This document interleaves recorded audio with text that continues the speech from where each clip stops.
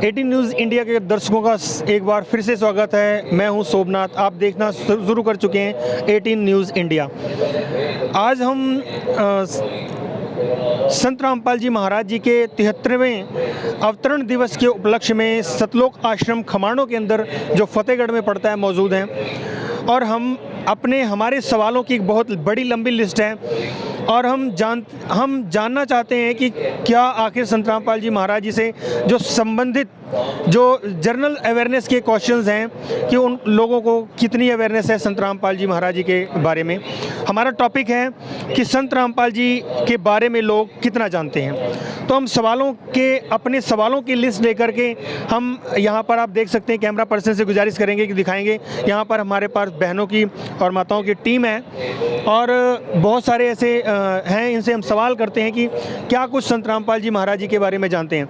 जैसा कि आज हमारा टॉपिक है कि संत रामपाल जी महाराज जी के बारे में क्या जानते हैं आप, तो आपसे हम जनरल क्वेश्चन करेंगे और उसका जो जवाब देगा, इससे हमारे एक संदेश जाएगा कि लोगों को भी पता चलेगा कि वाकई में संत रामपाल जी महाराज जी के बारे में बेसिक जानकारियाँ मिलेंगी। हमारा इस शो का जो ये वीडियो बनाने का हमारा मुख्य उद्देश्य है। जैसे हम पहला कंटेस्टेंट हमारे हैं, जैसे यहाँ पर बहन है, हम पूछेंगे संत रामपाल जी महाराज जी का जो जन्म स्थान है, अगर जिसको पता होगा वो हाथ खड़ा कर लेगा। चलो हम सिंपल से हम किसी से पूछ सकते हैं, ठीक है। संत रामपाल जी महाराज जी का जन्म कहाँ पे हुआ, किसको पता है? आपको पता है?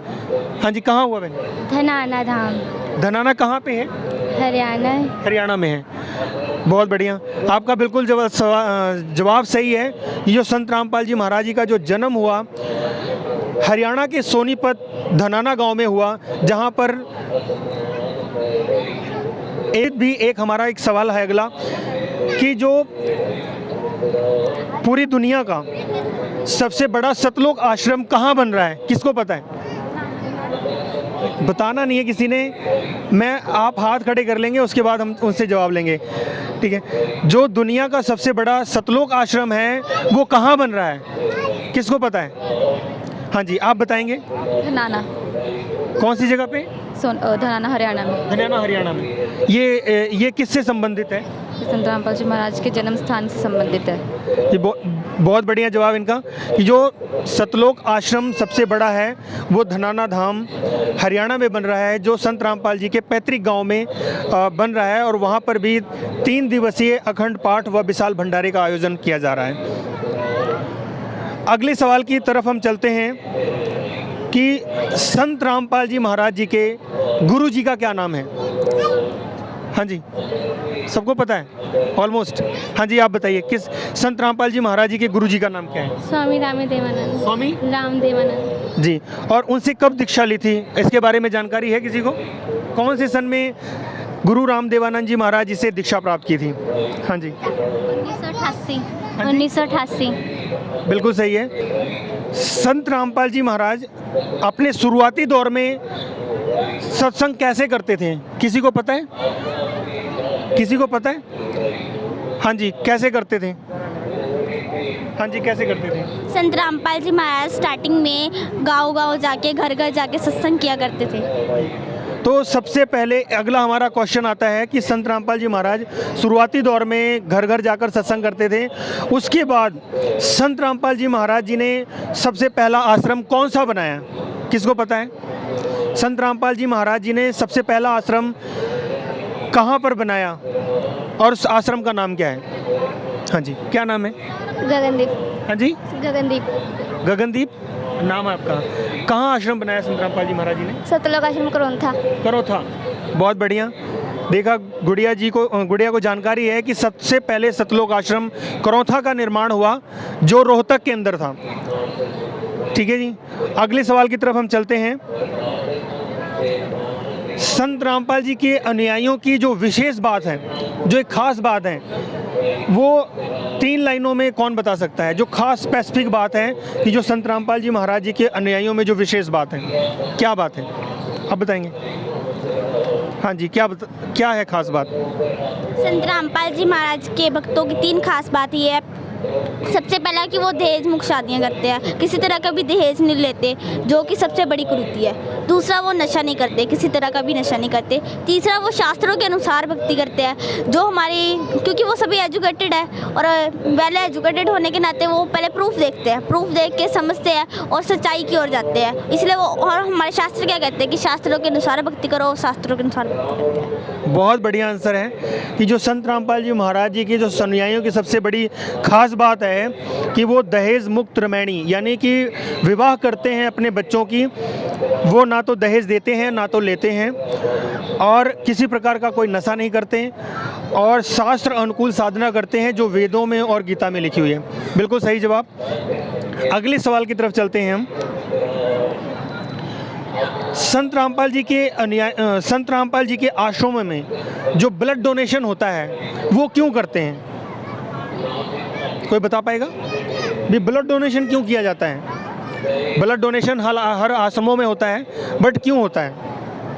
हाँ बताएं, कोई बात नहीं आता। हाँ, किस लिए होता है? सर जान बचाने के लिए, किसी को हेल्प की ज़रूरत है, जैसे गरीब आदमी उनको हेल्प की ज़रूरत है ब्लड की, तो वो उन्हें गुरुजी देते हैं। बिल्कुल सही है। ब्लड डोनेशन इसलिए किया जाता है ताकि जो है कि कई ऐसे पेशेंट्स होते हैं जिनको ब्लड की हर महीने ज़रूरत पड़ती है, वो बिना ब्लड के जीवित नहीं रह सकते, तो ऐसे भी ब्लड डोनेशन करते हैं ताकि उनको जीवित रखने में मदद मिल सके। बहुत सारे ऐसे माताएं होती हैं जिनका जैसे डिलीवरी पीरियड होता है उनको ब्लड की ज़रूरत होती है। बहुत सारे रोड एक्सीडेंट्स होते हैं जिसमें ब्लड की ज़रूरत होती है, तो इसलिए हर जगह पर ये व्यापक स्तर पर जो ब्लड डोनेशन कैंप लगाए जाते हैं, ऐसा ही है। ठीक है जी। संत रामपाल जी महाराज के जो अनुयायी हैं वो आपने सुना होगा देहदान करते हैं, शरीर बॉडी को दान करते हैं। तो बॉडी दान का क्या क्यों करते हैं, किसी को जानकारी है? सारे सवाल के आप जवाब ही आप दोगे? हाँ जी, चलिए। संत रामपाल जी महाराज के जो भक्त हैं वो अपना देहदान करते हैं, क्योंकि उनको पता है ये जो हमारी बॉडी है ये मिट्टी है, इसका हमारी मृत्यु के बाद कोई यूज़ नहीं है। अगर इसका कोई पार्ट किसी के काम आता है तो ये सबसे बड़ी बात है। और हमारे गुरुजी ने भी हमें यही सिखाया है कि ये मिट्टी रूपी शरीर है, इससे जितना काम ले सकते हो उतना लो। हमारा मेन मकसद भक्ति करना है। इस शरीर से हमने अपना काम ख़त्म कर दिया, ये उसके बाद हमारे किसी काम का नहीं, ये तो खाली है, खोखला शरीर है। और उसके बाद ये अगर हमारी किसी हेल्प करा, ये हमारी सबसे बड़ी सेवा होगी। तो देहदान क्यों किया जाता है? वो मेडिकल में किस पर्पस से देहदान किया जाता है? कि जो हमारे बॉडी के पार्ट्स है किसी के और के यूज़ आ जाए। अगर हमारा कोई जैसे आइज़ है, आफ्टर हमारी डेथ अगर किसी के काम आ रही है तो वो, क्योंकि ये तो हमारी सेवा ही है एक तरीके से कि हमारी वजह से हमारा तो शरीर मिट्टी है अब, और वो आइज़ किसी को देखने की रोशनी दे रही है और वो इस संसार को देख पा रहा है, ये सबसे बड़ी सेवा हुई। बिल्कुल सही है कि जिस तरह से जो देहदान के कैंपस लगाए जाते हैं, क्योंकि हम समझ सकते हैं कि हमारी बॉडी को अंतिम संस्कार करके अग्नि भेंट कर दिया जाता है या मिट्टी में दफना दिया जाता है। तो जब हम इस देह को दान करते हैं तो जो हमारे शरीर के अंग सही होते हैं वो दूसरे में ट्रांसप्लांट करके वो एक हम अपने शरीर को हम उपयोगिता देकर जा कर के वो दूसरा हमारी आंखों से दुनिया देख सकते हैं। तो इस तरह से देहदान लगवाए जाते हैं, शिविर लगवाए जाते हैं ताकि। और दूसरा क्या है कि मेडिकल के अंदर में जो रिसर्चेज होती हैं वो डेड बॉडीज़ के ऊपर होती हैं, उनको डेड बॉडीज़ मिलेंगी तो नए इन्वेंशंस हो पाएंगे, इसलिए बॉडी डोनेट करते हैं ताकि जो मेडिकल के छात्र हैं वो रिसर्च कर सकें कि और आने वाली बीमारियां, जिस तरह से कोरोना हुआ था या बहुत सारी बीमारियां फैलती हैं, तपेदिक फैलती हैं, महामारी फैलती हैं, तो उसमें रिसर्च के काम आ सकती है ताकि जो बचे हुए लोग हैं उनका ट्रीटमेंट कैसे किया जाए उसके बारे में वो रिसर्चेज की जाती हैं। बहुत बहुत धन्यवाद बहन। अगले सवाल की तरफ चलते हैं हम। हमारा एक सवाल कनेक्टेड है। संत रामपाल जी महाराज जी के जो अनुयायी हैं जो विवाह की पद्धति अपनाते हैं, उनके यहाँ उस पद्धति को क्या कहते हैं? विवाह की पद्धति को क्या कहते हैं? जो उन विवाह करते हैं वो क्या पद्धति को क्या कहते हैं? हाँ जी, आपके पास आएंगे हम। हाँ जी, रमैनी कहते हैं। मतलब इस रमैनी का क्या प्रोसीजर होता है? इस रमैनी का प्रोसीजर होता है कि दहेज मुक्त हम विवाह करते हैं। इस विवाह में हम 17 मिनट की रामायणी होती है। इसमें हम ना कोई दहेज लेते हैं ना देते हैं। लड़की वालों पर कोई वो फोर्स नहीं होता कि हमें ये चाहिए। लड़की वाली सिर्फ 2 कपड़ों में आते हैं और लड़का भी शादी करके ले जाता है। ये 17 मिनट की सिंपल रामायणी होती है। इसमें ना तो कोई शोर शराबा होता है, ना मतलब जब जो जगत वाले बनाते हैं कि पटाखे वगैरह ब्याह शादी में कितना वगैरह खर्चा कर देते हैं। ये कोई भी नॉर्मल इंसान है ना, जिसके पास अफोर्डेबल नहीं है, रिच भी हो पुअर भी हो, सबके लिए एक समान ही है हमारी। मतलब इस पद्धति को रामायणी कहते हैं। हाँ जी सर, इस थैंक यू। अगले सवाल की तरफ चलते हैं हम। संत रामपाल जी महाराज जी ने समाज सुधार के लिए क्या किया है? मतलब समाज में सुधार हो इसके लिए क्या क्या कदम उठाए हैं? एक एक कदम एक एक बताएंगे कि भी क्या एक कदम आप बता सकते हैं कि क्या उठाया है? दहेज मुक्त विवाह। दहेज मुक्त विवाह, हाँ जी आप बता सकते हैं। नशा मुक्त समाज बनाया जी, हाँ जी आप बता सकते हैं। हाँ जी आप बता सकते हैं। संत रामपाल जी महाराज जी ने मतलब कि जो लोगों के अंदर बेईमानी, चोरी, ठगी, लालची, इन सभी बुराइयों से दूर रखने के लिए दहेज ठीक है, क्या समाज में योगदान है संत रामपाल जी? संत रामपाल जी महाराज ने आपस भाईचारा सिखाया है। हमें इकट्ठे रहना, जीव हमारी जाति है, मानव धर्म हमारा है। हाँ जी। हाँ जी, क्या सिखाया संत रामपाल जी महाराज, बताने चाहेंगे? फालतू के पाखंडवाद भी खत्म करना है। करेक्ट। हाँ जी आप क्या बताएंगे? हाँ जी आप क्या बताना चाहेंगे? ये भगवान गुरुजी ने बताया कि सब हम एक ही पिता की संतान है, तो सभी को एक साथ ही भाईचारा बना के रहना है, किसी को भेदभाव नहीं करना है। ठीक है, हाँ जी आप क्या कहना चाहेंगे? सदग्रंथों के अनुसार भक्ति बताइए, जो कि आज का समाज, आज की युवा पीढ़ी अपने सदग्रंथों को भूलती जा रही है और चीज़ों में। ठीक है, हाँ जी आप। इसके अंदर मतलब दहेज मुक्त विवाह होते हैं। हाँ जी, दहेज मुक्त विवाह जो होते हैं उसके। हाँ जी आप। भ्रूण हत्या निषेध, लड़की और लड़के में कोई भी अंतर नहीं है। संत बहुत बढ़िया। हाँ जी। आज्ञाकारी समाज, क्योंकि हमारे गुरुजी जो बता रहे हैं उनका फर्स्ट मोटिव ये है कि अपने पेरेंट्स की रिस्पेक्ट करो और बाकियों की भी रिस्पेक्ट करो। बहुत बहुत धन्यवाद। तो जिस तरह से समाज में नैतिकता का अभाव होता जा रहा है और इस नैतिकता के पतन से कई और बीमारियां जन्म लेती हैं, लेकिन संत रामपाल जी महाराज जी जो है अपने अनुयायियों में नैतिकता का उदय कर रहे हैं, जिससे कि समस्त चीज़ें अपने आप जो है कि समाज में उत्थान का मार्ग बना रही हैं, प्रशस्त कर रही हैं। हम अगले सवाल की तरफ चलेंगे। हम अगले सवाल की तरफ चलते हैं। संत रामपाल जी का स्लोगन क्या है? स्लोगन क्या है? स्लोगन जानते हैं? स्लोगन क्या है? संत रामपाल जी महाराज जी का स्लोगन क्या है? वो क्या कहते हैं? सबसे पहले क्या कहते हैं? दूसरा हिंट देता हूँ कि हर पुस्तकों के सबसे नीचे वाले पृष्ठ पर क्या लिखा होता है संत रामपाल जी का जो स्लोगन है? जिसको पता है वो हाथ खड़े करें। हाँ जी, पता है आपको? चलो आपके पास आते हैं। हाँ जी बताइए। जीव हमारी जाति है, मानव धर्म हमारा, हिंदू मुस्लिम सिख ईसाई धर्म नहीं कोई न्यारा। जी बहुत बहुत धन्यवाद, बिल्कुल सही है। संत रामपाल जी महाराज किसी भी जाति या धर्म या मज़हब के हिसाब से किसी से कोई भेदभाव नहीं करते। उनके आश्रम में उनसे दीक्षा लेने के लिए हिंदू भी आ रहे हैं, मुसलमान भी आ रहे हैं और सिख भी आ रहे हैं, ईसाई भी आ रहे हैं। सर्व धर्मों का सम्मान करते हैं और जितने भी मानव हैं वो मानव जाति के हैं, वो उनका कोई विशेष धर्म नहीं है। परमात्मा की भक्ति करनी होती है और हम सब मानव जाति के हैं। संत रामपाल जी महाराज जी का यही स्लोगन है, जो कि आप बिल्कुल सही जवाब दिया आपने। अगले सवाल की तरफ हम बढ़ते हैं। संत रामपाल जी महाराज जी से जुड़ने के लिए क्या नियम है? बेसिक क्या नियम है? किसी को जानकारी है या एक एक नियम भी बता सकते हैं कि जो बिल्कुल साधारण हो और कोई भी हमारा दर्शक इस चीज़ को देख रहा है और वो संत रामपाल जी महाराज जी से जुड़ भी सकता है। तो संत रामपाल जी महाराज जी से जुड़ने के क्या नियम हैं? कोई हमें बताएगा? किसको किसको पता है? हाँ जी, चलिए आपके पास आते हैं। हाँ जी बहन जी आप बताइए। संत रामपाल जी महाराज बताते हैं कि हमें बिल्कुल मतलब कि सादे तरीके से रहना चाहिए, है ना, और मतलब कि हाँ जी एक से हाँ जी आगे आपको पता है? हाँ जी आप बताएंगे। नशा नहीं करना और चोरी नहीं करनी। नशा नहीं करना और चोरी नहीं करना। और क्या नियम है संत रामपाल जी महाराज जी से जुड़ने का? छुआछूत नहीं करनी और आनुपासना नहीं करनी। हाँ जी, क्या नियम है आपका संत रामपाल? कि डीजे नहीं बजाने, गाने नहीं गाने, क्योंकि ये अश्लीलता का निशान है। तो संत रामपाल जी महाराज जी से जुड़ने के लिए सबसे पहले बेसिक ये नियम है कि जो इंसान बुराइयां करता है उसको छोड़े। यानी सबसे पहले वो बताते हैं कि नशा छोड़ना है, व्यभिचार छोड़ना है, पाखंडवाद छोड़ना है और एक सिर्फ परमात्मा की भक्ति करनी है। संत रामपाल जी महाराज जी से जुड़ने के यही बेसिक नियम है और शास्त्रों के अनुकूल हमने साधना करनी है, किसी प्रकार का कोई पाखंड नहीं करना। बिल्कुल सही है, ऐसा ही जवाब सभी ने दिया, बिल्कुल सही है। संत रामपाल जी महाराज अपने शिष्यों को 5 यज्ञ बताते हैं, 5 यज्ञ बताते हैं। कौन बता सकता है 5 यज्ञ कौन कौन से हैं? हाँ जी, आप बता सकेंगे। आपको पता है 5 यज्ञ कौन से हैं? हाँ जी, आपको पता है 5 यज्ञ कौन से हैं? हाँ जी, आपको पता है 5 यज्ञ?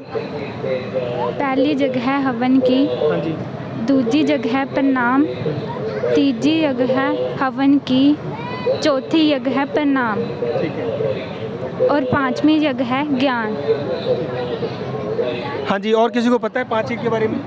5 यज्ञ कौन कौन से बताते हैं संत रामपाल जी महाराज? हाँ जी, धर्म यज्ञ, ज्ञान यज्ञ, प्रणाम यज्ञ, हवन यज्ञ और हाँ जी, क्या कौन कौन से 5 यज्ञ? ध्यान यज्ञ, ज्योति यज्ञ, प्रणाम यज्ञ और हाँ जी, क्या कौन कौन से यज्ञ? ज्ञान यज्ञ, ध्यान यज्ञ, प्रणाम यज्ञ, हवन यज्ञ और धर्म यज्ञ। हाँ जी, ज्ञान यज्ञ, ध्यान यज्ञ, धर्म यज्ञ, प्रणाम यज्ञ और ज्ञान यज्ञ। आप देख सकते हैं कि संत रामपाल जी महाराज जी के जो न्यायी हैं वो संत रामपाल जी महाराज उनको 5 यज्ञों के बारे में बताते हैं, जो उनको 5 यज्ञ करने होते हैं। 5 यज्ञ क्या हैं? पहले के समय में यदि कोई दुखी हो जाता था, परेशान हो जाता था, ऋषियों या ऋषियों के पास जाता था, वो एक यज्ञ करने का प्रोविज़न बताते थे और उस यज्ञ के पुण्य स्वरूप उनको उसका लाभ मिलता था। इसी प्रकार संत रामपाल जी महाराज अपने समस्त अनुयायियों को 5 यज्ञ बताते हैं। पहला यज्ञ उन्होंने बताया है धर्म का। धर्म मतलब जो हम दान देते हैं, जिससे भंडारे होते हैं और लोगों की सेवा होती है। दूसरा यज्ञ है ज्ञान का। ज्ञान यज्ञ में आता है जिससे कि परमात्मा के विषय में जिससे जानकारी होती है और उससे प्राप्ति का जो विधि होता है वो सारी चीज़ें बताई जाती हैं। प्रणाम यज्ञ होता है, प्रणाम परमात्मा को जो दंडवत अष्टांग दंडवत प्रणाम करते हैं वो प्रणाम यज्ञ कहलाता है। प्रणाम यज्ञ का भी फल एक यज्ञ के तुल्य है। और चौथा यज्ञ है ज्योति यज्ञ, हवन यज्ञ। संत रामपाल जी महाराज अपने हर सत्संगों के दौरान या जब भी धर्म भंडारे होते हैं तो एक ज्योति यज्ञ का प्रोविज़न्स हैं, जो जिसमें देसी घी की ज्योति जलाई जाती है, जो उस 100 ग्राम के देसी रुई में तकरीबन चाहे टनों टन घी भी स्वाह कर दिया जाए। आम यज्ञों में क्या होता है कि लकड़ियाँ जलाई जाती हैं, लेकिन लकड़ियों से जो है संत रामपाल जी बताते हैं उससे प्रदूषण होता है, लेकिन एक रुई के कॉटन की रुई से जो ज्योति यज्ञ का वेदों में प्रमाण है उसके हिसाब से वो ज्योति यज्ञ करते हैं। 4 यज्ञ। 5वां यज्ञ है ध्यान यज्ञ। ध्यान यज्ञ में संत रामपाल जी महाराज जो दीक्षा देते हैं, नाम देते हैं, उसकी मंत्रों की साधना करनी होती है। ये 5 प्रकार के यज्ञ संत रामपाल जी महाराज बताते हैं, जो कि सभी ने 1 बाय 1 जवाब दिया। अगले सवाल की तरफ बढ़ते हैं हम। संत रामपाल जी महाराज जी के बताई हुई भक्ति विधि से क्या लाभ होता है? क्या लाभ हुआ है?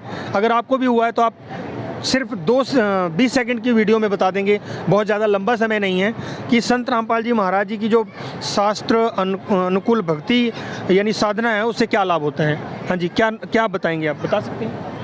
हाँ जी, क्या लाभ? संत रामपाल जी महाराज जी जो भक्ति देते हैं उससे अनेकों लाभ होते हैं, जैसे कि शारीरिक, आर्थिक, भौतिक, हर तरह के लाभ होते हैं। हमें भी बहुत से लाभ हुए जब से हम संत रामपाल जी महाराज जी से जुड़े हैं। उसमें से मैं एक लाभ बताना चाहूँगी, जैसे कि मुझे मतलब कि स्टार्टिंग से ही बहुत ज़्यादा एलर्जी रहती थी, पूरी बॉडी में एलर्जी रहती थी। कोई भी मेडिसिन मुझे शूट नहीं करती थी। मैं किसी भी टाइप की मेडिसिन अगर लेती थी तो मुझे वो रिएक्शन कर जाती थी, और साथ ही टीके भी। तो जब से मैंने संत रामपाल जी महाराज जी की भक्ति मतलब करनी शुरू की है, सबसे पहले मुझे शारीरिक लाभ यही हुआ है कि मेरा खुद का शरीर हेल्थी रहने लगा है, जिससे कि मैं भक्ति कर सकूं। बहुत बहुत धन्यवाद। हाँ जी, और कोई बताना चाहेगा संत रामपाल जी महाराज जी की भक्ति से क्या लाभ हो? सर, मेरी हस्बैंड की डेथ हो जाने के बाद मेरी घर की आर्थिक स्थिति बहुत ख़राब थी और गुरुजी की दया से मेरी आर्थिक स्थिति अब बहुत अच्छी है। मेरा एक छोटा सा लेडीज़ बुटीक है कपड़ों का, गुरुजी की दया से बड़ा अच्छा चल रहा है। धन्यवाद। हाँ जी, कोई और बताना चाहेगा संत रामपाल जी महाराज के द्वारा बताई गई भक्ति विधि से क्या लाभ है? हाँ जी। शारीरिक, आर्थिक और भौतिक लाभ मिलते हैं संत रामपाल जी महाराज की भक्ति। हाँ जी। भगत जी, ऐसे तो बहुत से लाभ हुए हैं, मगर जो मेरा मतलब भाई था उसे ब्रेन ट्यूमर बताया गया था, तो डॉक्टर ने कहा था कि उसका मतलब ऑपरेशन होगा। तो अभी जब से हमने गुरुजी से नाम दीक्षा ली हुई है, मेरा भाई बिल्कुल मतलब ठीक है। आपको भी अपने घर में लाभ है ना? हाँ जी। सुख क्या चीज़ होती है वो हमें संत रामपाल जी महाराज जी के से जुड़ने के बाद ही पता चला है। हमें शारीरिक, मानसिक और आर्थिक सभी प्रकार के लाभ संत रामपाल जी महाराज। हाँ जी। संत रामपाल जी से नाम दीक्षा लेने के बाद हमें बहुत सारे लाभ हुए, फिर भी मैं जो मेरे साथ हूँ मैं वो एक लाभ बताना चाहूँगी। मैंने लास्ट 1 महीने पहले एक टेस्ट दिया था स्कूल ऑफ एमिनेंस का, तो मैंने जब वो लिस्ट चेक की तो मुझे अपना नाम कहीं नहीं मिला, बट यहाँ से भंडारे के से जाने के बाद मुझे इवन 2 दिन के अंदर फ़ोन आ गया, 2-3 कि मैम आपकी मेरिट लिस्ट में नाम हो, और मेरा गुरुजी ने वहाँ एडमिशन करवा दी। बहुत बहुत धन्यवाद। तो संत रामपाल जी महाराज जी से की बताई गई भक्ति विधि से आपको लाभ हुए, लेकिन आखिर ये लाभ होते क्यों हैं? इसका जवाब किसी के पास कोई बताना चाहेगा? इसका लाभ होता क्यों है? आखिर ये वर्क कैसे करता है, काम कैसे करता है? हाँ जी। क्योंकि ये भक्ति जो है ये शास्त्र के आधार पे, पहले हम शास्त्र के विरुद्ध भक्ति कर साधना करते थे, जो हम भक्ति करते थे वो शास्त्र आधार पे नहीं थी, लेकिन अब संत रामपाल जी महाराज जी ने हमें सभी शास्त्रों सदग्रंथों में प्रमाणित करके भक्ति दी है, पूर्ण परमात्मा की भक्ति दी है कि भगवान सिर्फ एक है, उसकी भक्ति करने से हमें ये लाभ हुआ है। क्योंकि जो भक्ति साधना उन्होंने दी है, मंत्र जाप करने को हमें दिए, उन मंत्र जाप के करने से हमें ये लाभ हो रहे हैं। मतलब 5 यज्ञ जो आपको बताए गए हैं उसको करने से ही? हाँ जी, साथ ही साथ उन्होंने यज्ञ भी बताई है हमें, जो जैसे कि डॉक्टर कहता है ना दवाई के साथ साथ वो मतलब कि अगर मरीज सीरियस हो तो उसको ग्लूकोज से भी लगाई जाती है, उसी प्रकार गुरुजी ने जो हमें भक्ति दी है, मंत्र जाप करने के साथ साथ उन्होंने हमें 5 यज्ञ दिए जो हमारे ग्लूकोज का भी काम करती है, और उसी के साथ हमें ये लाभ होते चले जाते हैं जैसे जैसे हमारी भक्ति बढ़ती चली जाती है। बहुत बहुत धन्यवाद।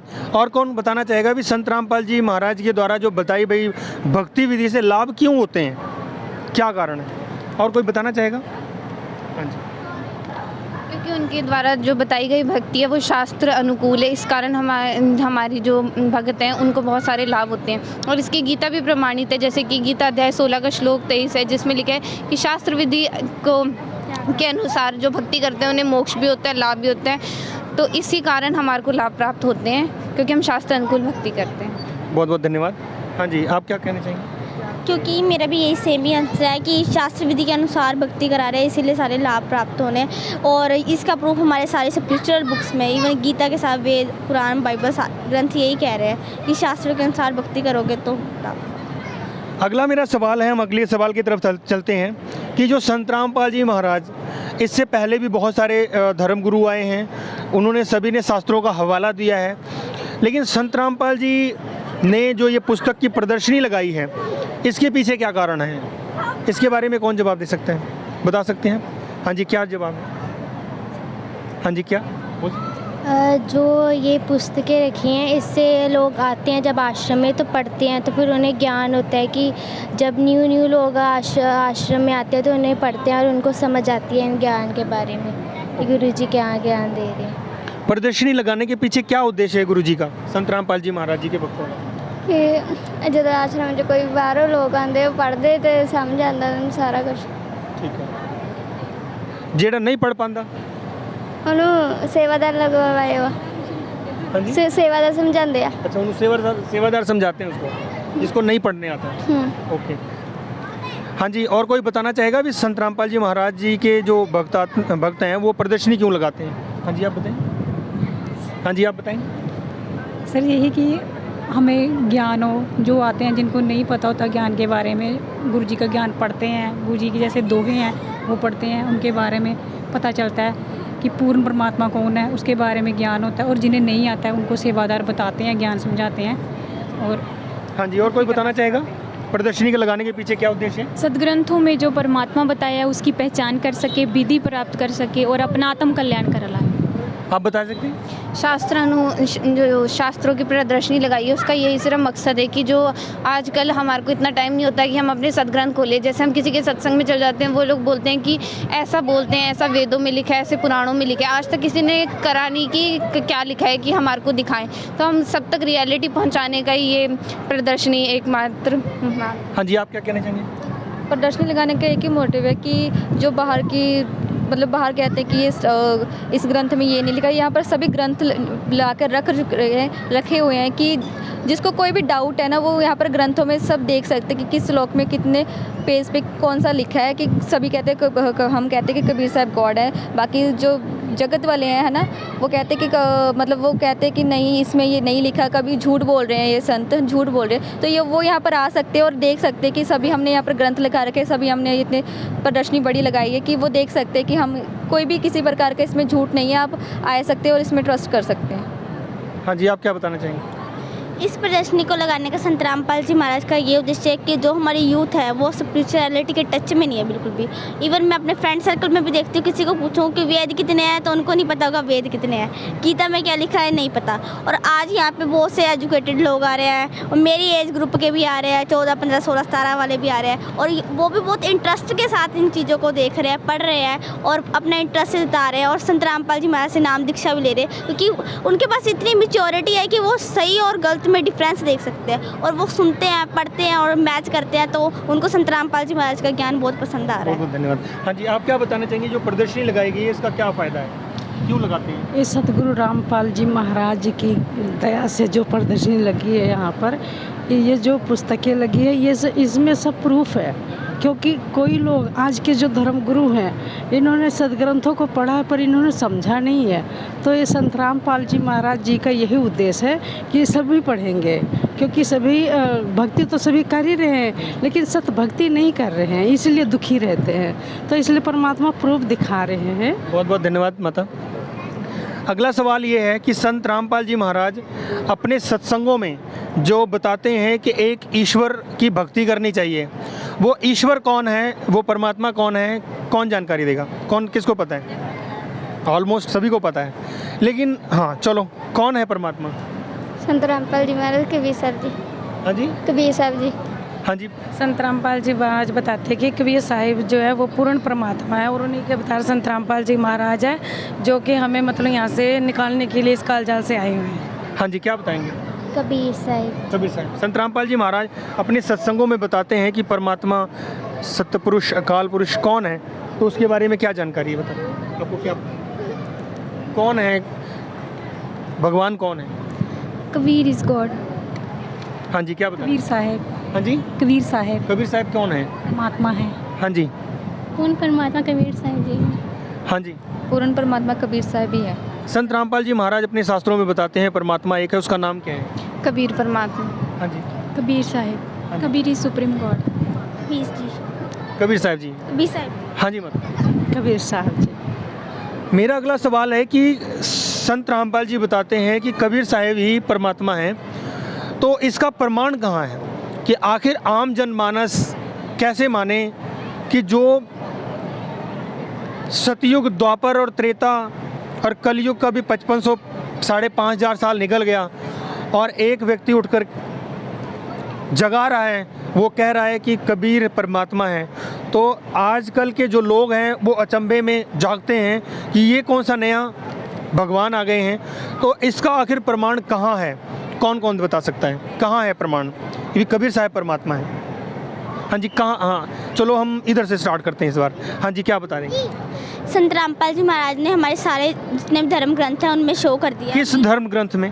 हाँ, एक एक प्रमाण देंगे। वेदों में प्रमाण है कि कबीर साहिब भगवान है। कबीर अंगारी ऐसी, बम्बारी ऐसी, सवर ज्योति धामासी की। कबीर ही परमात्मा जो बड़े से बड़े कर्म को भी काट देता है और इंसान के आयु तक भी बढ़ा सकता है, वही परमेश्वर है।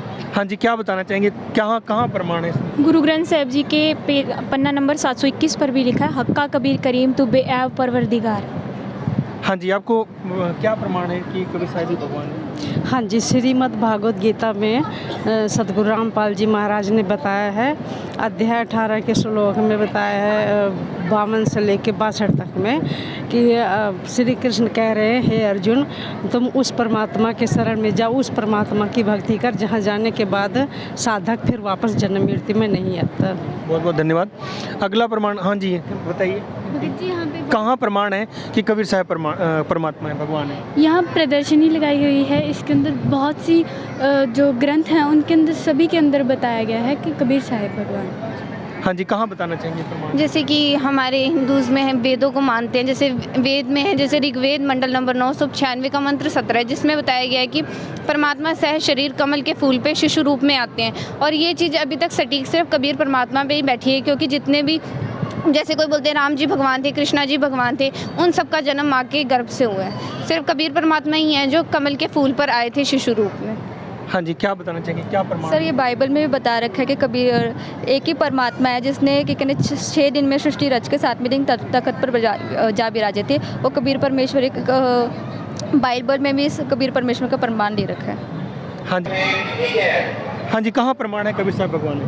मुझे ये पता है कि कबीर परमात्मा ने सिकंदर लोदी का शारीरिक जो रोग था उसे ठीक किया, और जो कमाली थे उनको कब्र में से जिंदा किया। कैसे, कहाँ प्रमाण है कि भी कबीर साहब भगवान है? कबीर सागर में भी प्रमाण है कि कबीर साहिब भगवान है। अध्याय के श्लोक नंबर 8 में भी ये प्रमाण है कि परमात्मा, पूर्ण परमात्मा जो कबीर साहिब है। और कोई बताना चाहेगा कि कबीर साहब जी का कहाँ प्रमाण है कि परमात्मा है?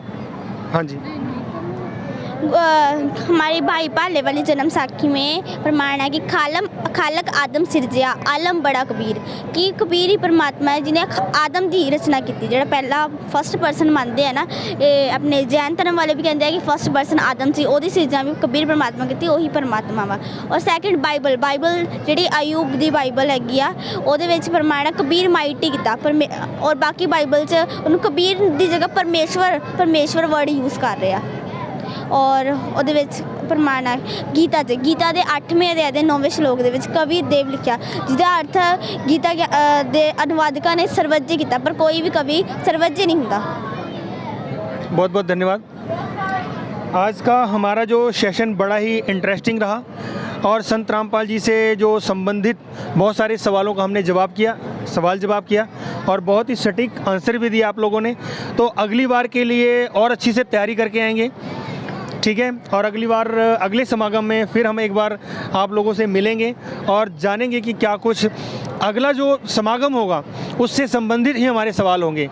अगला जो समागम होगा उससे संबंधित ही हमारे सवाल होंगे। सवालों की लिस्ट अभी सिर्फ 50% पूरी हुई है, और बाकी की अगली बार हम कवर करेंगे। आज के लिए इतना ही। कैमरा पर्सन रेनू धीमान के साथ सोमनाथ।